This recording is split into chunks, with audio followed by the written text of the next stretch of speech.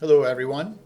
I want to thank you all for joining. We're going to give it another minute or two for people to hop on, and then we're going to go ahead and get started. But while we wait, if you're here, you're probably dealing with the same thing every contact center leader that I talk to is dealing with. You're hiring, training, and you're losing people faster than you can replace them. And that's exactly what today's about. So please sit tight. We're going to kick things off in just about a minute. But while we wait for the rest of the group to show up, I would love to hear from you guys in the room. There's a question in the chat. Olivia, if you can throw that in there. I'm curious, what percentage of your current workforce has been with your company for more than 2 years? Just looking at tenure, is it more than 50% of your workforce? Is it less, between 25 and 50%? Is it 10 to 25%, or is it less than 10%? Please, if you could, just throw your answers in the chat. It'll give us an opportunity to learn more about your workforce. And we're going to go ahead. It's 101. We're going to go ahead and kick things off here. So let's get into it. So I want to welcome everybody to episode 1 of the Engagement Architecture webinar series. This is a free 5-part series based on a book that I've been writing called The Engagement Architecture. Each episode stands on its own, but together they build a complete framework for rethinking how your operation handles attrition, performance, and retention, from the science all the way through to implementation. So today is episode 1, Stop Blaming the Workforce. This is the foundation. If you only attend one episode, make it this one, because everything else in the series is built upon what we're going to cover in the next 35 minutes. We're going to be releasing about one episode a month. The next episode, episode 2, is Performance as Behavior. That's where we get into the actual science of why people do what they do on your floor. The 5 pillars, which is a diagnostic framework, is episode 3. 4, Engineering the ramp. That's the implementation piece. And finally, 5, Building the reinforcement economy, is where we tie it all together into a system you can actually deploy. We'll have the registration link for episode 2 at the end of today's session, so please stick around for that. And a quick note, if you guys want the executive summary of the book, it's free. There's no strings attached. We've put the link in the chat, but there's also a QR code here on this slide. Please go ahead and grab it either now or after the session. All right, so let's move on. Before we go further, I want to just give you a quick word about who I am and why I wrote this book. My name is Jimmy Chebat, and I'm the founder and CEO of ZIZO Technologies. It's a performance management system driven by science, delivered through gamification. But before that, I was an operator, just like most of you. I owned and operated a collection agency. I managed the floor. I worked with a workforce that, to be honest, isn't always the most dependable or accountable. And I had to figure out how to maximize productivity with a traditionally high churn population. At first, I was frustrated, not at the people leaving, but at a problem I didn't fully understand and couldn't seem to fix, primarily focused around accountability and objective management. So I started studying it.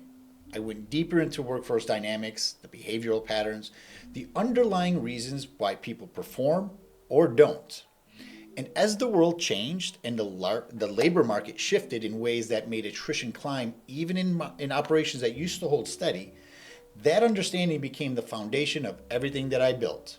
And after 20 years of building, I finally understood the science behind what I'd been doing. So I wrote a book called The Engagement Architecture. Today, I'm going to be sharing the ideas behind the opening chapters.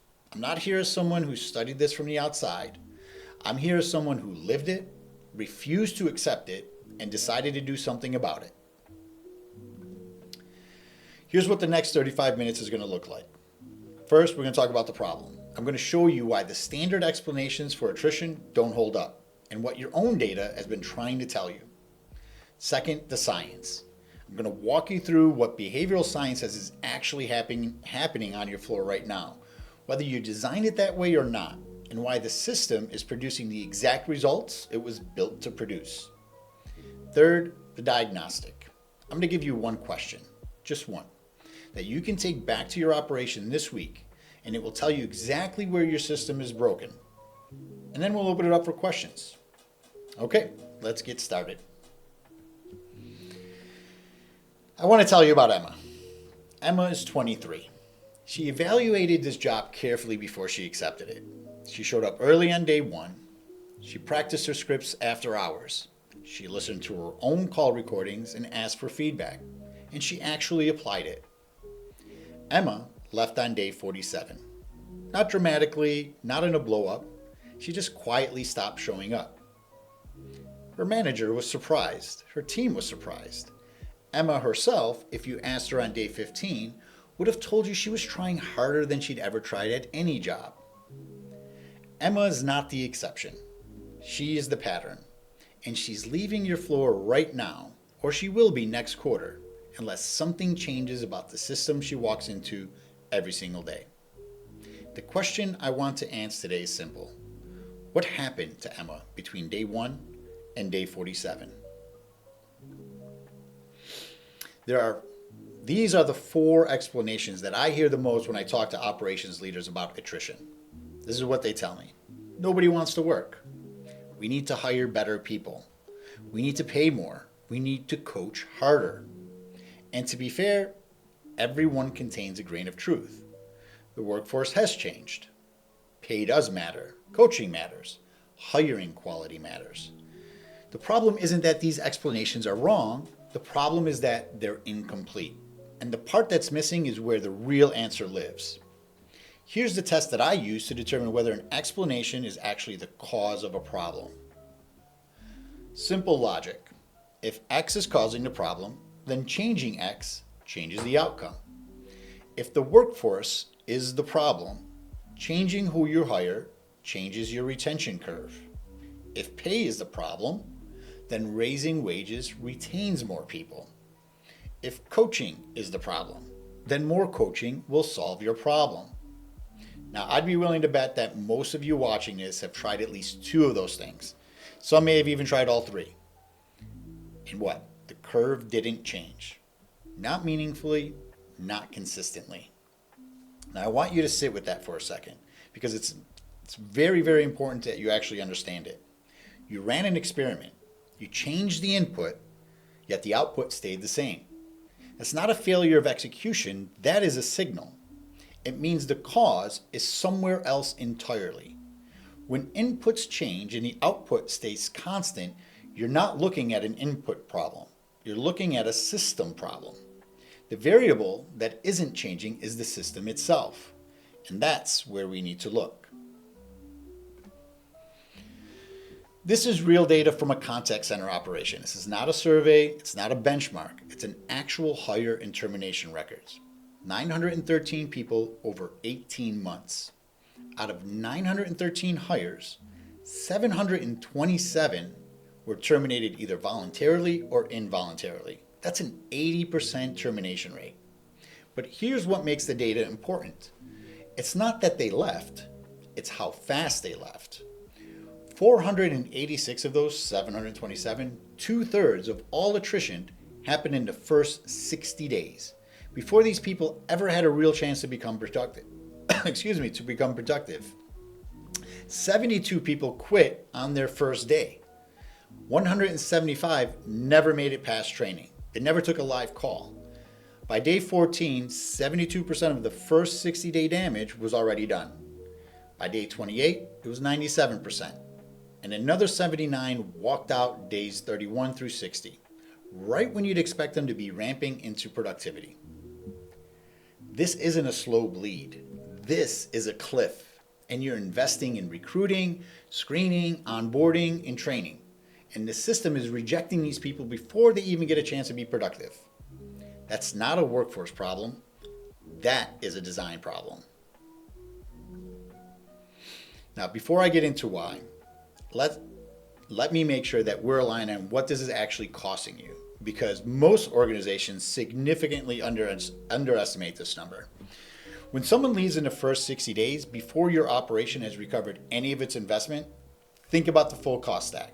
Recruiting and sourcing, background checks, onboarding, trainer time, equipment and system setup, manager attention during ramp, and the productivity gap while that seat is either empty or running at half capacity.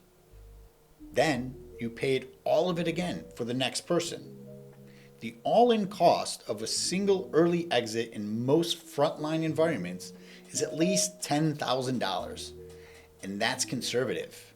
It doesn't include the drag on the supervisor who's now onboarding someone new instead of developing the people who stayed. Now apply that to what we just saw in the data. You're not losing a few people. You're running at or near 100% annual attrition when you count everyone, including the 72 who quit on day one and the 175 who never made it past training. On a 100-person floor, that's $1 million a year, not in lost revenue, just in replacement cost, every year. This is exposed to compound every quarter it goes underaddressed. Now, that is not a rounding error. It is a structural cost hiding in your P&L. And the solution is not hiring faster. The solution is building a system that actually stops producing the attrition in the first place. I'd like to use an analogy. Imagine taking a ball and rolling it across a rough, rocky surface. The friction of the rock slows it down. Eventually it'll stop. Now imagine rolling that same ball across a perfectly smooth surface. Same ball, same force, but no friction. It rolls straight off the edge. That's exactly what happened to the labor market. And your performance system is still built for that rocky surface. We have a new generational workforce. The workforce entering your floor today is the first generation born into technology. They have been conditioned by technology since they were old enough to hold a tablet. Instant feedback, instant gratification, constant dopamine rushes. Yes, they are different and they expect different things from their employers, but that doesn't mean that they don't want to work. It just means they require a modernized way of management. When they walk into a performance environment where recognition is delayed and feedback arrives primarily as correction, it doesn't feel like tough love to them. It feels like a broken system. Minimum wage has been replaced by living wages, significantly narrowing the gap in frontline positions. Whether you know it or not, you've lost the pay advantage. And even if you do raise wages, that may improve applicant flow. It gets them in the door, but it doesn't necessarily keep them in their seats. The gig economy. Someone can walk out your door, open their phone, turn on the Uber app, and generate income on the way home from the job that they just quit. No hiring process, no ramp, no manager telling them what they did wrong. The tolerance window for a rough early experience has collapsed, not because people are weaker, because the alternative is one app away. Remote work. A person sitting on your floor right now can apply for a remote position anywhere in the country or even the world without changing a single thing about their life. You are no longer competing with the call center down the street. You're competing nationally and even globally with companies they'll never have to commute to. And finally, the new recruiting reality. In the high friction era, applying for a job was itself a commitment. You have to take time off of work, fill out paper applications, do in-person interviews. Today, someone can apply to a dozen jobs from their phone, interview from their car during lunch break without their employer even knowing. Leaving used to be a tough decision requiring time and effort. Now, it just requires a moment. Here's the point. In the high friction era, your performance system didn't have to be good. It just had to be survivable. We were filtering for persistence, the people who can push through the early desert. And that worked when leaving was hard. The desert is the same. The friction is gone. Your system was never broken by the new workforce. It was exposed by it. Early attrition is not a generational problem. It is not primarily a compensation problem. It is not the product of a workforce that does not want to work. It is a design problem, rooted in a performance system that was built for a world that no longer exists. The workforce didn't break. The system did. Here's a shift that changes everything about how you approach this problem. So on the left is the personality frame. If attrition is a people problem, the solution lives in selection. Find more resilient people. Screen more aggressively. Coach harder. Try again with a different cohort. The problem with this frame isn't that it's entirely wrong. It's a dead end. Because if the system is the cause, no amount of selection fixes it. You pour different people into the same environment and you get the same outcome. We just saw that in the data. On the right is the behavioral frame. Performance in repeatable task environments is not primarily a personality trait. It's behavior. And behavior is shaped by consequences. So this is the foundational principle of organizational behavior management, or OBM, a discipline with decades of peer-reviewed research applied across high-performance environments worldwide. So what your system reinforces is what your system produces, not what it intends, not what it says on the wall, what it actually reinforces. And when I say reinforces, I mean what gets responded to, what gets acknowledged, what gets rewarded, what gets measured and made visible to the person doing the work. If the only thing your system consistently responds to is mistakes, that's what it's reinforcing. If progress is invisible and effort goes unacknowledged, the silence is the reinforcement. And silence teaches people that what they're doing doesn't matter. That shift from personality to behavior, from selection to design, is where the solution lives. Because design is something that you control. Every performance environment produces this loop, whether you designed it intentionally or not. Someone puts in effort. Then something happens, or doesn't. They assign meaning to what happened or didn't happen, and that meaning determines how much effort they put in next. So think about somebody going to the gym. In the first week, they can barely finish a set, but the app on their phone tracks every single workout. They can see the weight going up, the reps increasing, the streak building. The progress is visible. The meaning is clear. This is working. Keep going. They show up again tomorrow. Or think about why people stay up until 2 a.m. in the morning and playing a video game they just downloaded. Nobody's paying them. Nobody's making them play. But the game shows them exactly where they stand, what they just accomplished, and what's next. Every few minutes, something happens that says, you're getting better. The loop is airtight, and they can't put it down. Now, put a new hire on your floor. They put in effort, they handle calls, they follow the script, they try to improve. And the only signal that they consistently receive is, you need to correct this, do better, you're below target. The loop breaks at the signal stage. The meaning they assign is one of two things. Either I'm not capable of doing this job, or this system doesn't respond to what I do. Either conclusion produces the same outcome. Effort starts to decline. Emma didn't disengage because she stopped caring.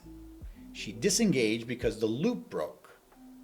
Effort without evidence feels like guessing. And people don't stay where they feel like they're guessing. Now here's what I find when I honestly look at most contact center environments.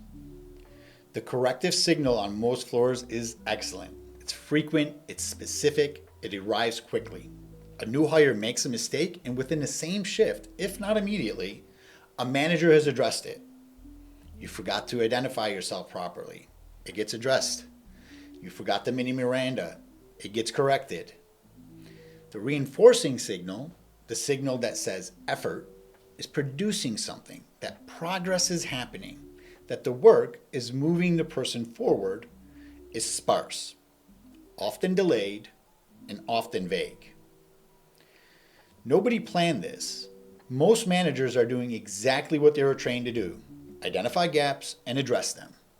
The problem isn't the manager, it's structural.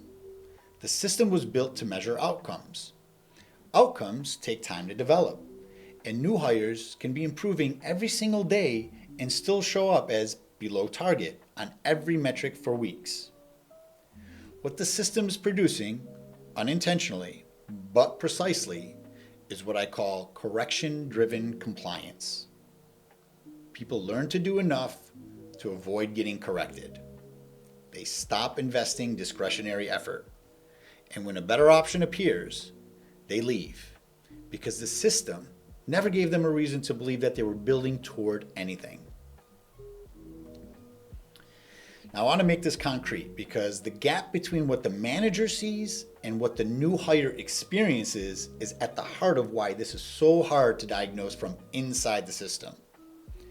A new hire has been on the floor for 3 weeks.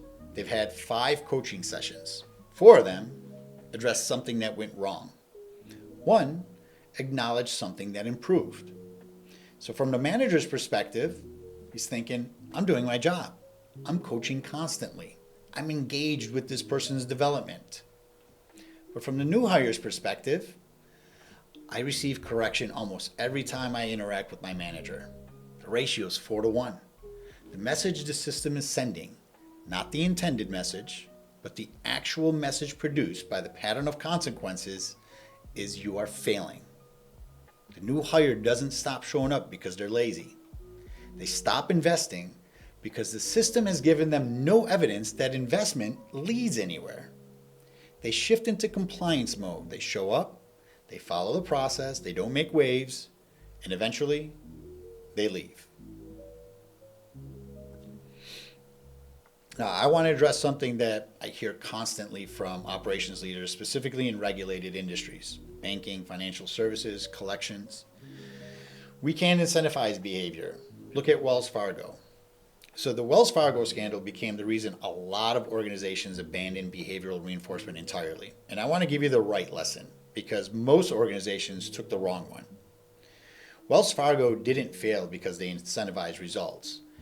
They failed because the results were the only thing the system measured and rewarded. The metric was accounts opened. No quality guardrail, no compliance weight, no behavioral check. Just one number and a pressure to hit it at all costs. When you reward a single outcome metric in isolation, you get the behavior that most efficiently produces that metric, regardless of whether it's the right behavior. That's not a failure of incentives. That's a failure of design. The correct lesson is not don't incentivize. The correct lesson is never incentivize outcomes in isolation. A correctly designed system in a regulated environment actually reduces regulatory risk because it replaces manager discretion with documented, criteria-based, auditable reinforcement. So here's what happens in most operations when the reinforcement loop breaks and no one changes the system. Performance slips. Leadership responds the only way it knows how. Raise expectations, increase oversight, add more coaching sessions. The corrective signal intensifies. New hires experience more evidence that they're failing. Belief that effort leads somewhere starts to erode, and effort plateaus. Then attrition rises. Now, your supervisors are split between ramping new hires and managing people who are barely stabilized. Developmental coaching that actually builds competence gets crowded out by triage, and the pressure increases because the floor is behind. And here's where the frictionless workforce makes this dramatically worse. In the old environment, people would tolerate the spiral for a while because leaving was hard. Today, the moment that spiral becomes uncomfortable, the exit is one app away. Pressure as guardrails works. Pressure as an engine burns everything out faster than it ever has before. Once you accept that performance is behavior, that what the system reinforces is what it produces, regardless of intent, one conclusion becomes unavoidable. Performance systems are not just measurement tools. They are behavioral environments. And behavioral environments can be designed. This is genuinely good news in an otherwise sobering conversation. Because if the problem were the people, you'd be stuck. A permanent cycle of selection and filtering. Expensive, unpredictable, and ultimately a losing game. Because the labor market is making exit cheaper by the year. Now I want you to read this very carefully because every word matters. What behaviors does your system actually reinforce most during the first 60 days? Not what you intend, what it actually reinforces. Not what you want it to reinforce, not what your onboarding documentation says it reinforces, not the intent behind the design, but what the real consequences on your floor, the coaching responses, the dashboard signals, the recognition timing, the reward triggers, what they are actually producing in your new hires right now. Now, if you answer that question honestly, it will tell you more about your attrition curve than any exit interview ever has. Now, here's how you run this audit, but you have to do it clean. Just go out there and pick 5 new hires who are between day 10 and day 30. For each one, if you could, pull the last 2 weeks of coaching notes, QA feedback, any documented interaction with their supervisor. Then I want you to count 2 things. How many of those interactions were corrective? Something they did wrong, a gap, a miss. And how many were reinforcing? Something they did right, an improvement acknowledged, progress made visible. Just count them. Don't interpret them. Don't justify. Just get the ratio. Then go ask each of the 5 people one question privately. Not their supervisor, not in a group, but ask them privately. Ask them this. Can you tell me one thing you've gotten better at in the last 2 weeks? Now, if they can answer it immediately, your system is producing visibility. If they pause, deflect, or they say they're not sure, your system is invisible to the people inside it. Now, the ratio tells you what your system is reinforcing. The answer tells you whether your people can feel it.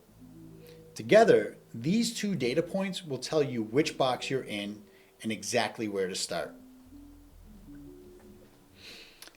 There are actually only really 3 honest answers, and each one predicts a specific outcome with remarkable consistency. These are the 3 answers. If the honest answer is box 1, avoid getting into trouble, you will get compliance and churn.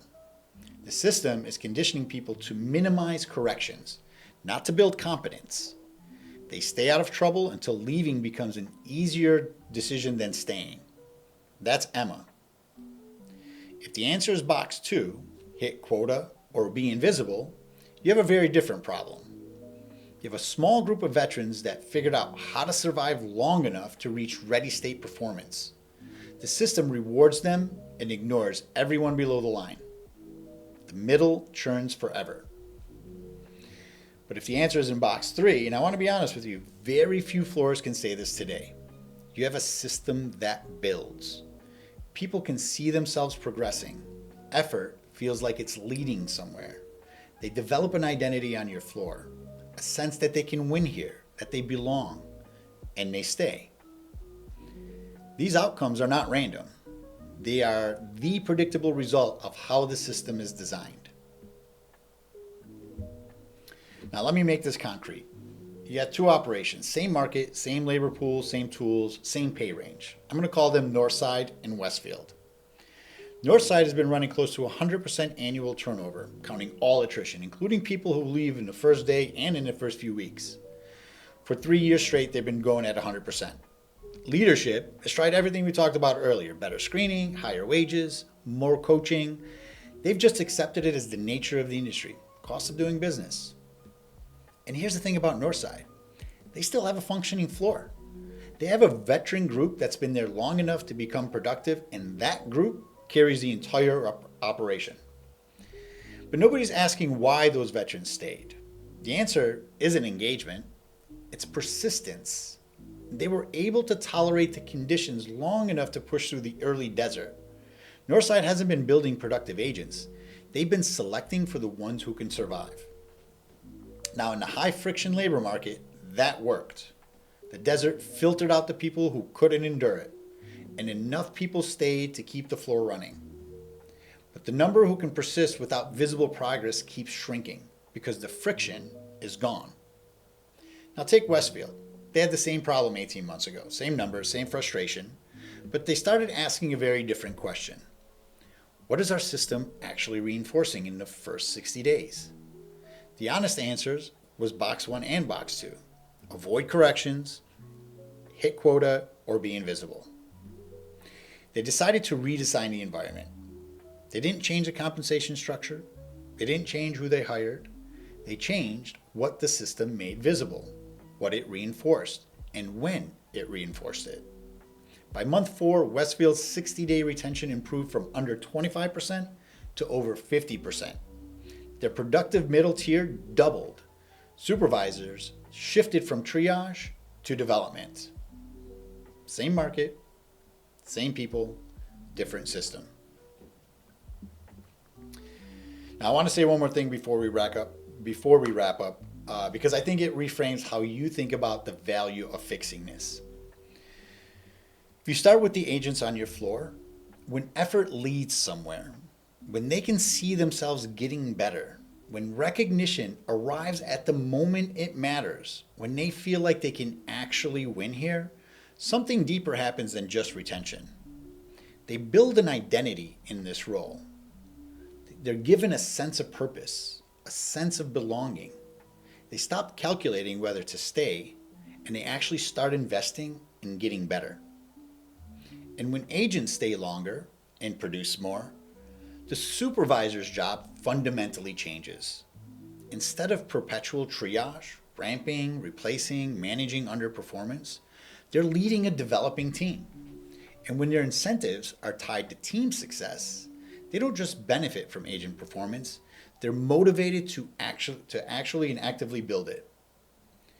And when supervisors lead better teams, executives see what they've been trying to produce for years: healthier margins, more consistent client delivery, operations that compound instead of churn.